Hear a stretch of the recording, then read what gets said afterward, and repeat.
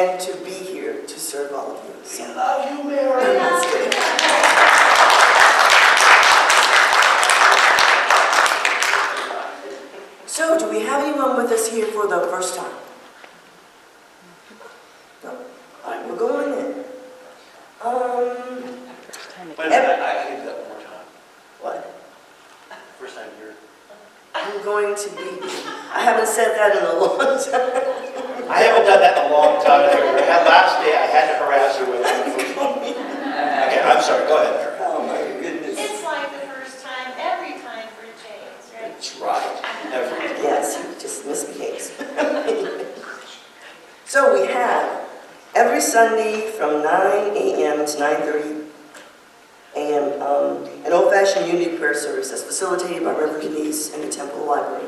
So it's a great way to start your week and kind of get connected with God and start off energized.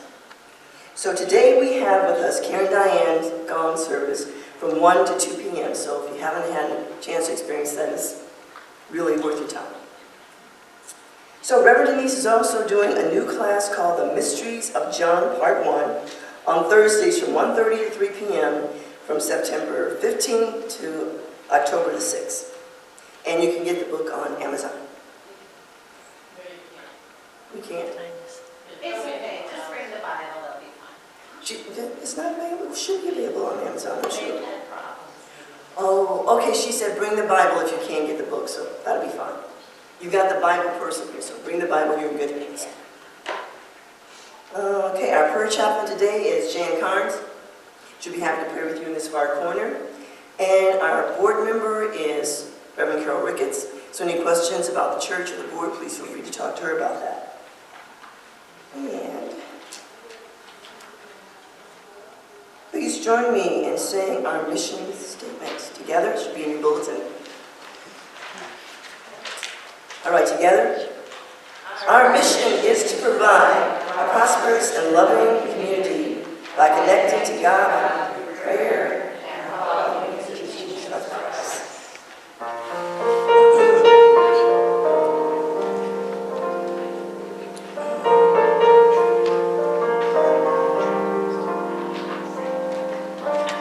In the silence, there is a sacred place.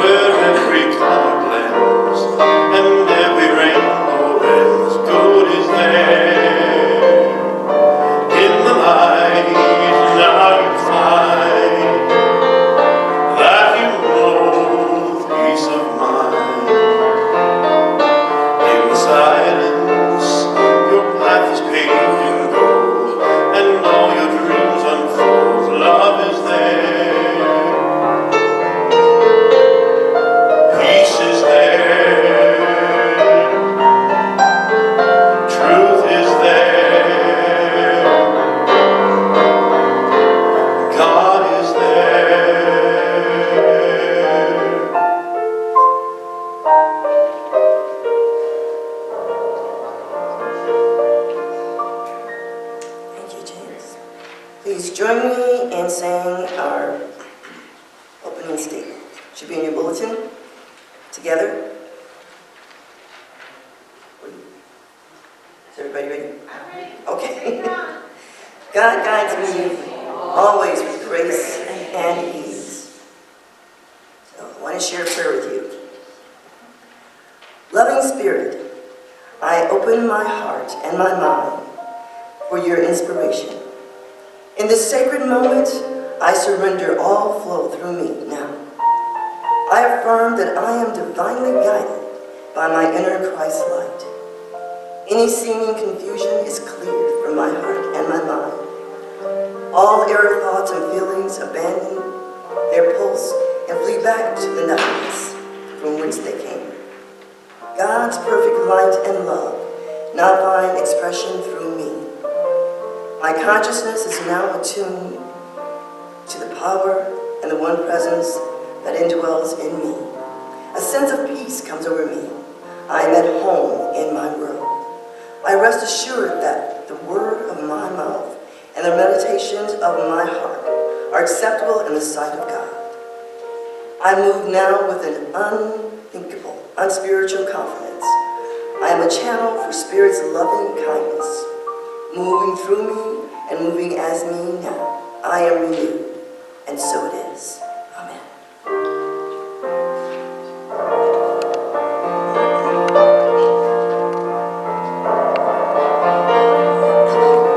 Our Father, who art in heaven, hallowed be thy name. Thy kingdom come, thy will be done on earth as it is in heaven.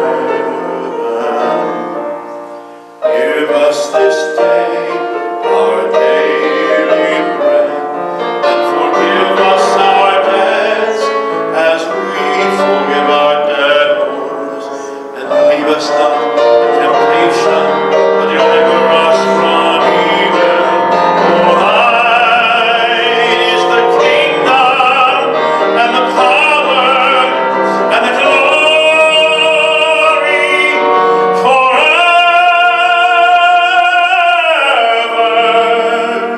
Amen.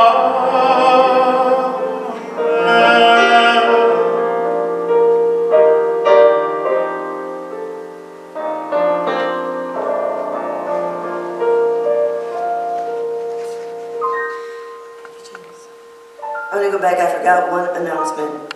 There is a new women's group. It's called Universal Women of Wisdom that's forming. That's being facilitated with Andrea. And so if you're interested, please make sure you give her your name and contact information. And then she'll let you know when they're going to first start the meetings for that group. So today's daily word is dominion. Claiming dominion, I am calm and confident. I am a powerful spiritual being, endowed with dominion, the authority to take command of my thoughts, words, and actions. Even as I work to change my circumstances, I remember I am not constrained by what is happening around me. Claiming dominion, I choose my response in all situations. I live with poise and confidence. I claim dominion over my thoughts and feelings. When I recognize limiting thoughts, I train myself to affirm my spiritual power and freedom. Divine wisdom guides me. I feel the strength of the indwelling Christ presence, moment by moment, thought by thought, as I use my dominion to establish a positive, fulfilling direction in my life.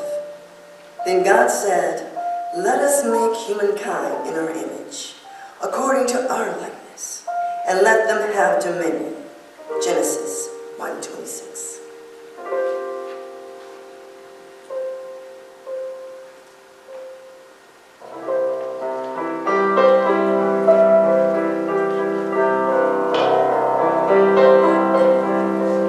When you walk through the storm, hold your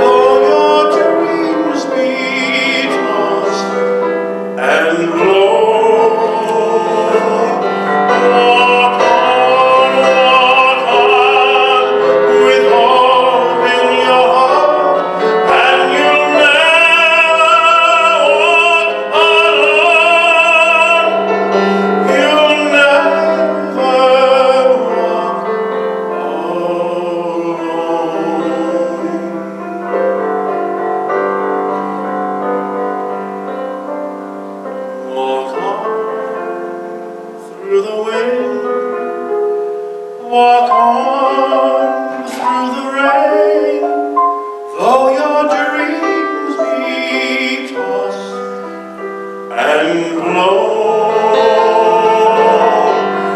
Walk on, with hope in your heart, and you never walk alone.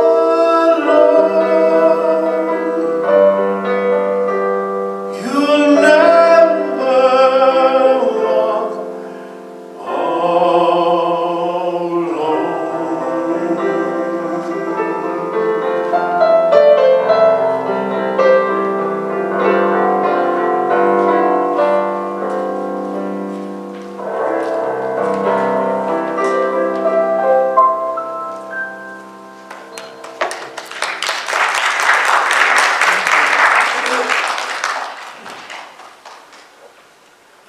Thank you, James. That was beautiful. Well, Mary, I know this is your last Sunday, so I just want to love you and bless you and know that your new adventure will be filled with light, love, and grace. So good luck on your trip. Okay, are you ready for my joke this morning? Yeah. Okay. All right. Oh, yeah. Are you going to laugh? Is it good? All right, so there's this man walking on the beach, and he's in a quiet place, and he's just being joyful, walking alone, and God decides he's going to talk to him. And he says, you know what, you've been a really good soul for these last few years. You've done a lot of good in the world. I would really like to grant you one wish. And so he thinks about it, and he says, well, you know what, God, I've been divorced 4 times now. Oh, wait, the wrong part, backheaded. He says he's afraid to fly to Hawaii. Okay, so he would really like God to build a bridge from the mainland United States to Hawaii. And God says, well, you know what, there's a lot of logistics in that. I mean, the ocean's really deep and it's really far away. He says, could you really think of something else? And so then he tells him, well, you know, I've been divorced 4 times, and I would really like to understand a woman's mind. Could you tell me how she thinks the way she does, why she responds the way she does? It would really help me out. And so God thinks about it, and there's silence. And he says, how many legs would you like on your hind? All right. We're such complicated creatures. Well, this month is all about prayer. And we could not have a month about prayer and not talk about the Fillmores, who are the co-starters of the Unity movement. And they truly were not wanting to start a church. Myrtle Fillmore had been diagnosed with tuberculosis. She had been told she was going to die within 6 months. And she decided to do prayer and meditation work, and she ended up healing herself in 2 years. But we don't really hear about the story of Charles very often, because he has done the same thing. So I thought I would share some of it with you today from this book of Prayer Works. And we start out by hearing about Charles. He suffered from a painful chronic affliction. Born August 22nd, 1854 in St. Cloud, Minnesota, when he was 10 years old, he dislocated his right hip in a skating accident. The leg did not heal.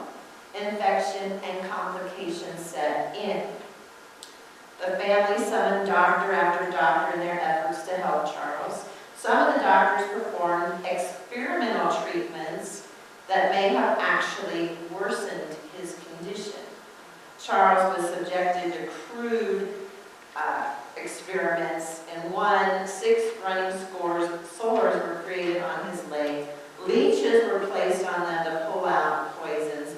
Nothing helped Charles, and he remained in agony. So there he is. He's in agony, told he's going to live in a wheelchair the rest of his life, but the doctors cannot help him. Charles can't deny that Myrtle healed herself. Myrtle's self-healing especially got Charles' attention. Despite his spiritual interest and desire to be free of his chronic pain, he considered himself to be too scientific and practical to be swept up in a faith healing. Nonetheless, he would not deny that Myrtle had healed herself. He decided to try a similar but cautious approach of sitting in prayer in silence every night in order to get in touch with God. He was fully prepared for his efforts to fail and fully prepared to discard any beliefs in the power of prayer as a result of being healed. But something happened, another miracle.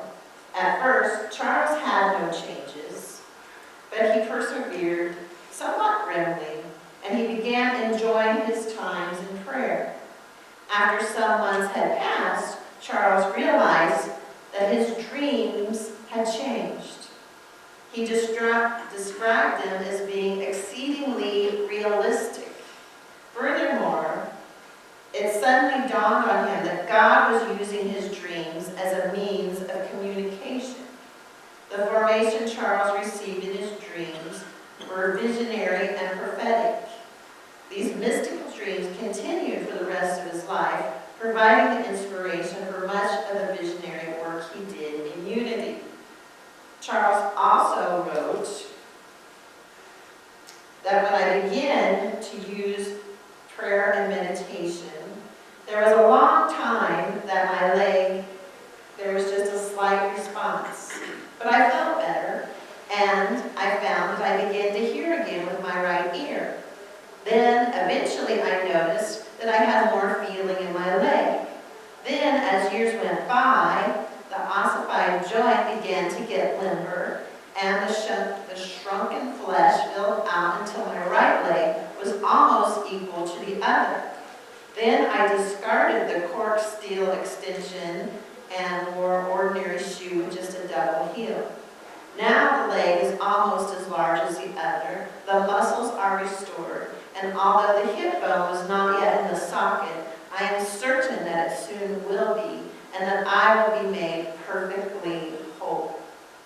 I am giving minutes of detail of my healing because it would be considered a medical impossibility and a miracle from a religious standpoint. However, I have watched the restoration year after year as I applied the power of thought, and I know it is under divine law. So I am satisfied that there is proof of law that the mind builds the body and can restore it.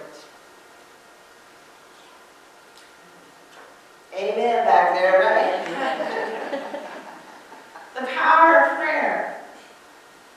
Charles was skeptical. We all like to think science knows what it's talking about. We all like to believe that the doctors know what they're talking about. And some of them do, and some of them can help us. But we have a greater way to heal ourselves, and it's right there within us with that power of prayer. Now, in this book, there are over 150 testimonies as to how silent unity has brought a miracle into the people's lives. And that's what Charles and Myrtle really initially started. They started a prayer group, and this prayer group was seeing positive results. And it kept growing, and it kept growing. And they ended up with Myrtle Fillmore being called a healer because people who came to pray with her got healed. She would have a long line of people standing at her office waiting to pray for her. So the unity movement is based upon the power of prayer. It always has been. Charles and Myrtle didn't want to be a church. They didn't want the dogma of some religious ritual associated with them. They wanted to know that they were powerful because they were prayers. That they could make that connection to God and heal themselves and heal other people. That's how silent unity got started. And it is still alive today. Silent unity will pray pray with anybody at any time of the day. It's a 24/7 prayer service that you can call, and they will pray with you. And they will hold your name in prayer for 30 days. Isn't that amazing? Because normally it's nighttime, right, when we're by ourselves, that we really get scared. Well, you can call Silent Unity, and somebody will pick up the phone, and they will pray with you. It's an amazing thing. Anytime I have called them, I have always felt better after I got off the phone. And when my ex-husband committed suicide, you better believe they were the first people I called. And did they make me feel better? Yes, they did. Because it's that divine energy that uplifts us, that heals us, that loves us, that wants us to come up higher so that we can be healed, so that we can move through life's challenges. So how do we do that? Well, Myrtle and Charles really didn't have a set way of praying. It was all about connecting to God. That's what their message is. Connect to God. So how do we do that? Well, in my mind, what has worked for me is I have to start with faith, right? If I don't have the faith of knowing that God can heal me, then I might as well not start the rest of the process. Because every time Jesus healed someone in the Bible, what did he say? Your faith has healed you. Your faith has healed you. Absolutely. So we have to start with faith. And then we have to awaken that power or strength within us to stay in that faith. Because Charles said he prayed for many, many months without seeing any real improvement in his leg.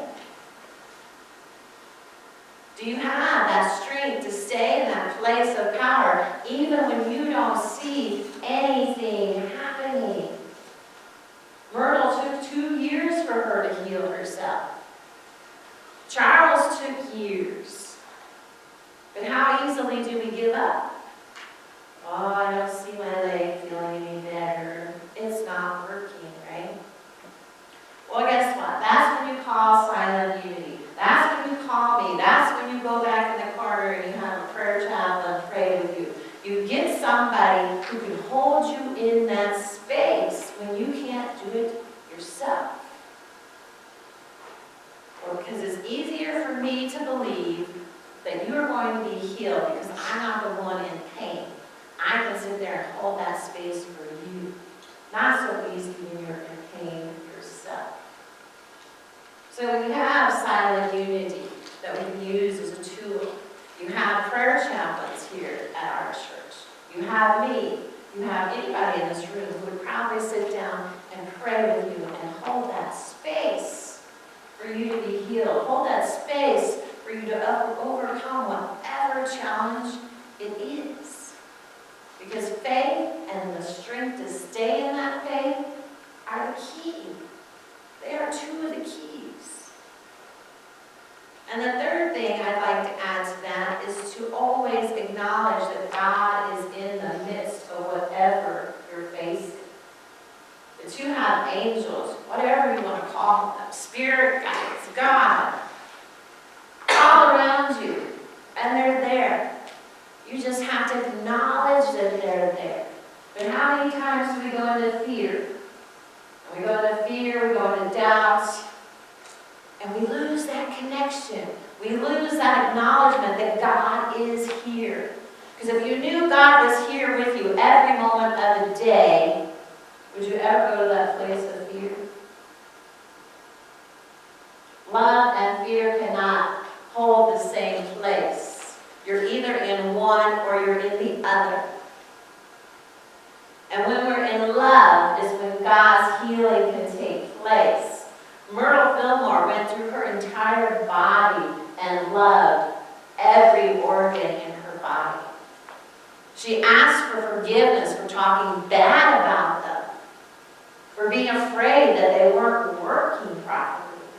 She asked forgiveness, and she loved every cell of her body God's love heals all things, not just some things, everything. There's no body condition you can have that's too big for God to heal. Hear that. If Charles can do it, if Myrtle Fillmore can do it, guess what? Everyone in this room can do it through the power of prayer. So you have to have faith. You have to have your strength in that faith. You have to acknowledge that God is in the midst of it, no matter what it looks like. And then what? You have to stay in that place of expectancy. You have to expect that you're going to start feeling better. You have to expect that God's highest good is on your way. You may not see it, but you have to be in that place of expectancy and wonder, excitement. Yes, God is healing my body, and yes, I will be feeling amazing. Yes, I will tell my friends, I'm going to be feeling amazing. I don't know exactly when. It could be a very gradual process. But instead of telling them how bad I feel or how worse something is, why not say, you know what? God is in charge. God is healing my body. I know I will feel better. I'm feeling better. Right? Change that thinking. And get to that place of expectancy, of knowing that I will be healed from whatever it is. That place of knowing that God's in charge.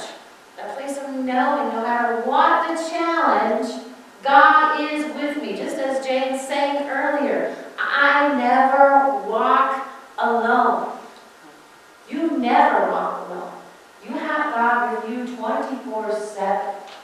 So acknowledge it when that challenging thing happens. Okay, God, I know you're here. I know you'll guide me. I know you'll show me the way. I know you will heal my body. I know you will bring the money that I need to pay for this. Right? And expect it. Quit going out there and telling people all your problems. Because you're just canceling out all your prayer work when you go and you do all the right things, and then you go out the next morning and tell people how bad you feel. You've been to the doctor, they can't help you. Oh my God.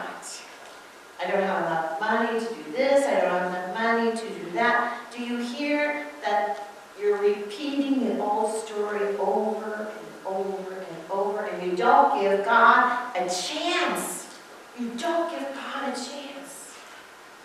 Because you have to stay in that place of love and faith and expectancy of what you want, not of what you don't want. So why not use this beautiful power of prayer and to know that if I can't hold that space for myself, I have a church that will. I have silent unity that will. I have friends that will. And that's an amazing thing. Because if they can hold me in the light, then all I have to do is just barely tune into it, and I'm in the light with them. And then I can move forward and achieve what I want to achieve. The power of prayer is amazing. And that's what unity is all about. We're not about all the rituals and all the rules and regulations that people like to believe in the Bible. We're about healing ourselves. We're about being the light. We're about being that divine light of God that we've been told we were in the beginning. God said we were made in the image and likeness of God. Okay, so are you acting that way? Are you living that way? I know sometimes I don't. Sometimes I let myself go into darkness. I don't stay there very long anymore because it's not a fun place to be. But we all have this power within us.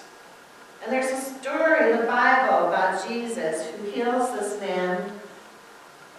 He's in Bethesda, something like that. Let me read it to you.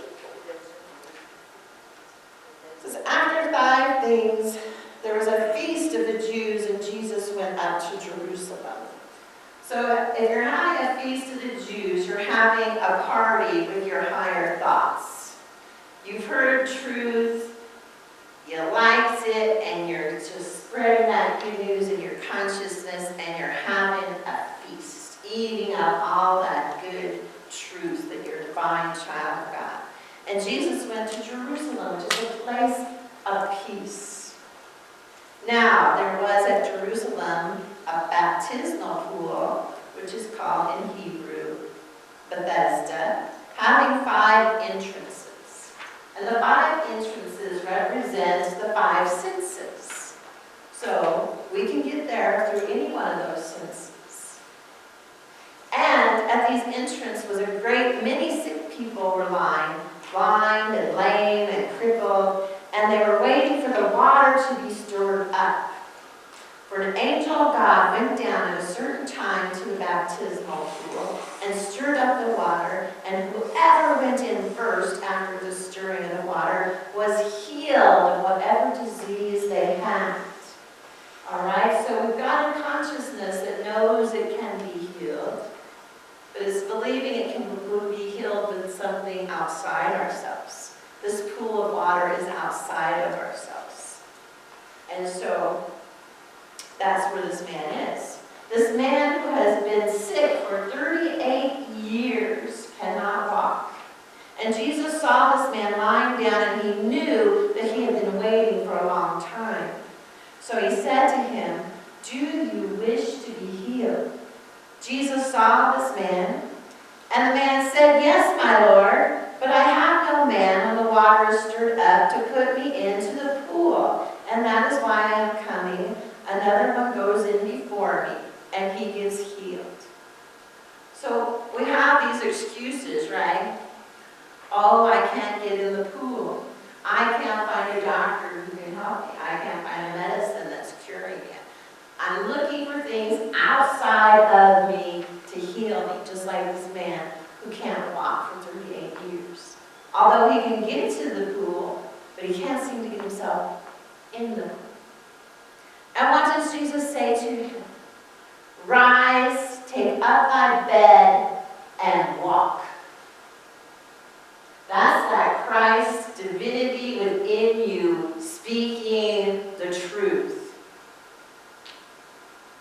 Could you do it? If you've not been able to walk for 38 years, would you have the faith? Would you have the strength? Would you have the awareness that God is there? And would you expect yourself to be able to get up and walk? Because that's what it takes. And guess what? The man gets up and walks. Now, Jesus does this on the Sabbath day, which we know the Pharisees don't like. That the Sabbath day is a day of rest. You're not supposed to be doing anything on the Sabbath day. But the Sabbath day metaphysically represents a day of rest. It's a consciousness that says, I am at peace. It doesn't have to be a certain day, but it is a consciousness of peace. And the only time anyone can ever be healed is when they are in a place of peace, a place of rest. You're not worried, you're not in fear, you're not resenting, you're not doing any of those negative things, but you're in a place of peace, knowing God is in you, knowing that light is mightily at work in you, healing you, renewing you, storing you, knowing that you can be healed and expecting it. This man's been going to the pool for many years. He's expecting to get healed, but he has his focus in the wrong direction. He believes he has to get in this pool of water in order for the angels to heal him. But no, he recognizes that Christ, that I am, that is within each one of us, he recognizes it. He knows that power is within himself. And when he hears those words of truth, to get up and walk, guess what? He can.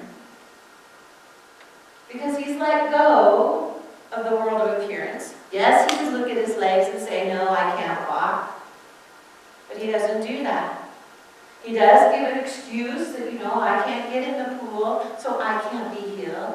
But that's not what the Christ within you says. That's not what God in you believes. God in you believes you can walk right now. You don't need that pool. So this man who'd been crippled for 38 years had a change in consciousness. He decided to quit believing that there was something outside myself that would heal me. And he awakened to the Christ, Jesus in the story, that is within him, that knew the truth. And all he had to do was declare it. All he had to do was claim it. And it was true. He could get up and walk. There's 150 stories in that book of people who called silent unity, who called Myrtle or Charles, and they had amazing results from the prayers that they received. There's story after story in the Bible about Jesus healing people. So what do they have to do? Like I said, they have to stand strong in their faith. I don't care what the doctor says. I don't care what my checkbook says. I don't care what the stock market is doing. Those are things all outside myself. But I have this wonderful power of God within me that is unlimited. There's no problem too big for God. So today I tell you to get God outside the box. See God as unlimited. See God as something that can do anything, because He is. How many testimonies do we have to hear of people being healed, of situations being resolved, of people living in a world of abundance, to believe it? So my dream would be to take that book of 150 answered prayers and get them on the news. To get them on the news. That every day there's something good going on. And the news seems to get our attention more so than God. So why not put our focus on something that can heal, something that can create, something that is more powerful than anything in the world? God is amazing. God got us into this beautiful sanctuary when we didn't know where we were going. That wasn't me. That was God in action. And how did it happen? Just boom, boom, boom. We asked, they said yes, and we were here. And they've been very loving and supportive of us. So you can't tell me that's not a God thing. It's a huge one. And it happened right here for all of us. So if that can happen for us here, look what else God can do for you. But what do you have to do? You have to put your faith in God. You got to keep your strength in that faith. You got to know God is in the midst of it every second of the day. And then you have to go to that place of expectancy. If you're going on a trip, why not put your trip in God's hands and expect the highest and best and amazing trip? You're going on a new journey. Why not expect God in every minute of it, creating awesome experiences for you? Why not? Or is it easier for you to go the opposite way? Because it's a habit. None of us grew up believing that way. So we have this old habit of fear, right? No, that's not going to happen. I have to plan the worst case scenario, right? I have to figure out what it is that's going to be the worst thing possible. Why do we go there? It's a crazy way to live. Why even go there?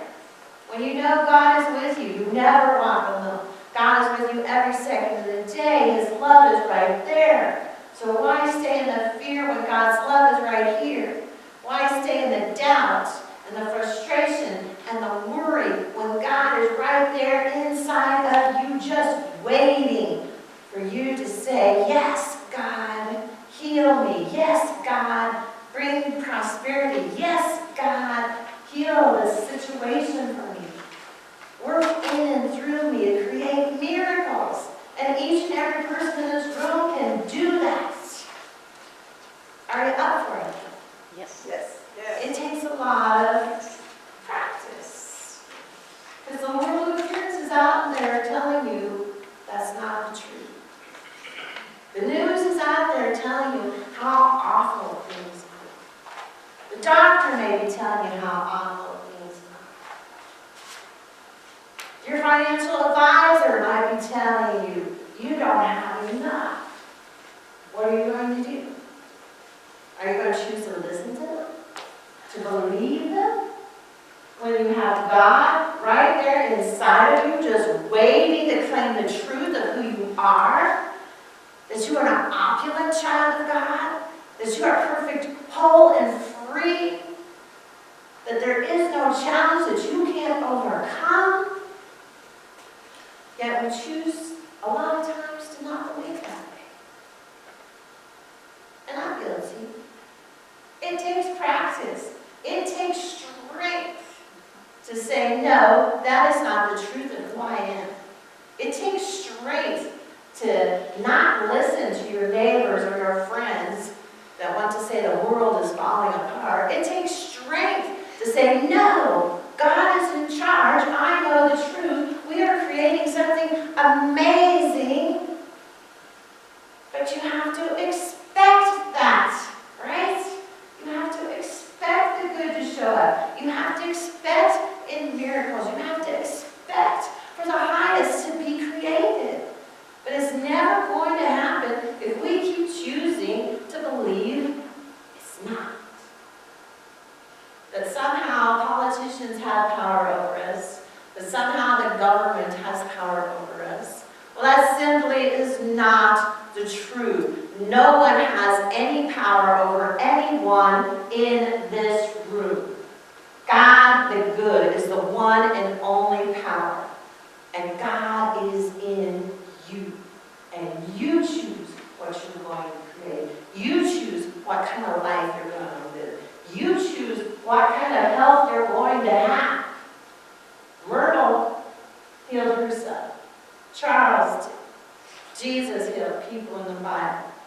There's lots of healing that goes on that we don't hear about because it's not newsworthy according to the people who are running the show. So let's all get together and stand in our truth to be the light that shines, to be that vehicle that God can use to create healing in the world, to be that vehicle that we can create love and joy and peace for everyone. Yes, we can. But we have to choose to stand in the truth. You have to choose to keep your faith in the truth. You have to keep the faith that God is in the midst of this situation, no matter how crazy it looks, and expect the highest and the best for yourself and for everyone involved. That is the power of prayer. It is a thing that unity is based upon. So let's keep Charles and Myrtle Fillmore happy that we're continuing to use that power of prayer to change our lives and to change our world. So let's spend some time praying meditation. Let's take a deep breath.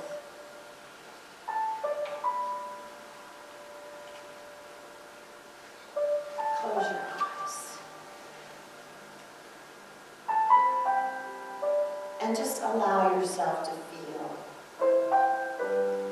feel God's love, to hear God's voice saying, I am here, my child. I am here. Trust me. Put your faith in me.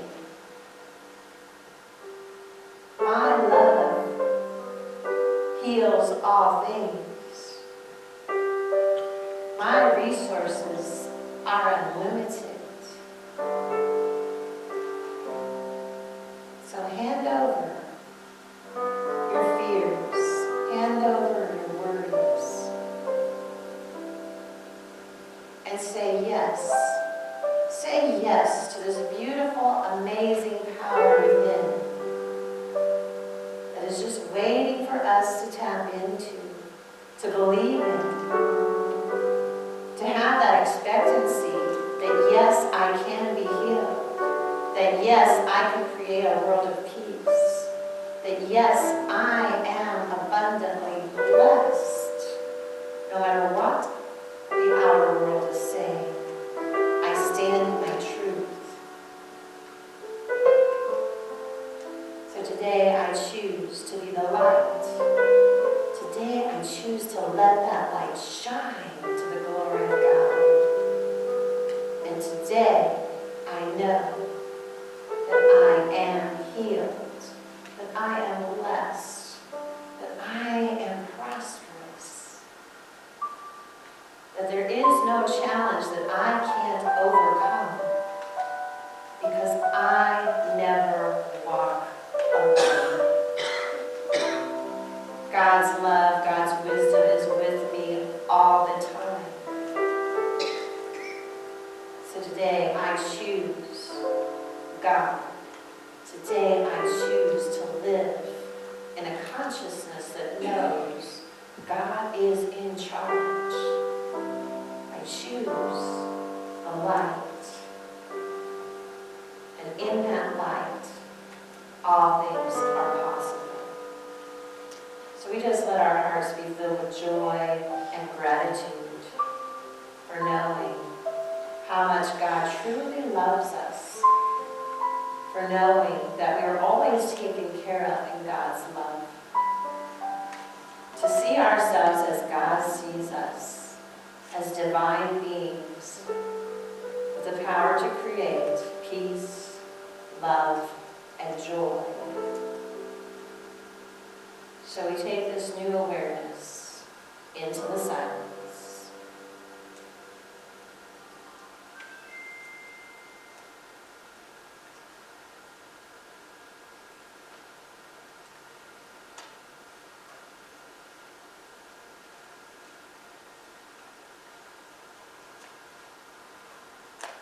So let yourself become aware of your surroundings. And hear the music James is playing. Always remember that you have this power of prayer, this power of love and wisdom that is right there within you to overcome any challenge in life. So we just say thank you, God. Thank you for the love and the light. Thank you for all the gifts we've been given this day. And we know it is done